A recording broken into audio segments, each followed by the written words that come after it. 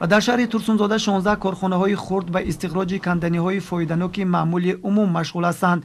از این مقدار 3 کارخانه آن به کارخانه واحد دولتی شرکت آلومینی تاجیک تعلق دارد. باید قید نمود که با قرار مقامات محلی به 20 نفر شهروندان واقعی برای تشکیل کریر قم و شغل از داخل دریای قره‌طاق و شرکند زمین‌ها جدا کرده شد، ولی تا امروز بعضی از آنها به اجازتنامه وزارت انرژتیک و ذخیره‌های آب جمهوری تاجیکستان فعالیت می‌نمایند و ساحل دریاها را به تل و تپه‌ها تبدیل دادند که هنگام آمدن سیل به خواجگی خلق خسارات زیاد می‌رسد. در این باره سردار اداره کنی بهداشت زمین و آبیاری شهر ترسونزاده اکرام جان شیروف چی میگفته باشد؟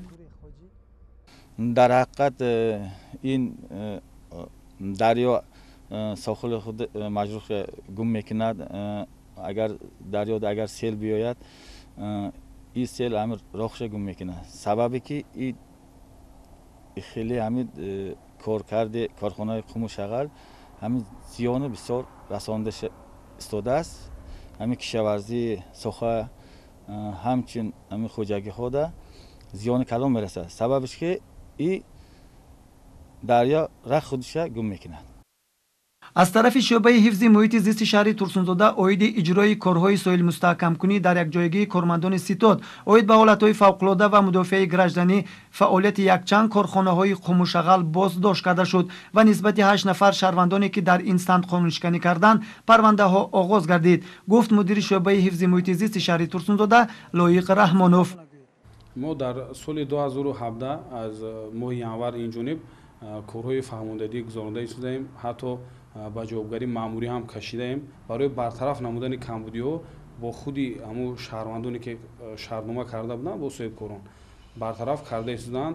در روزهای نزدیک با فعالیت رو اویدی برطرف کردن همو تپه‌ها سر میکنند.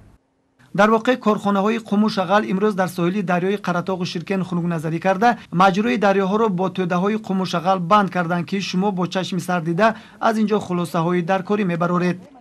بیننده عزیز، از این معلوم می شود که در اینجا یک چند تکنیکه ها با انگرفتن قم و شغل مشغول بودند و وقتی که ما نواربرداری آغاز کردیم آنها راه گریز را پیش گرفتند.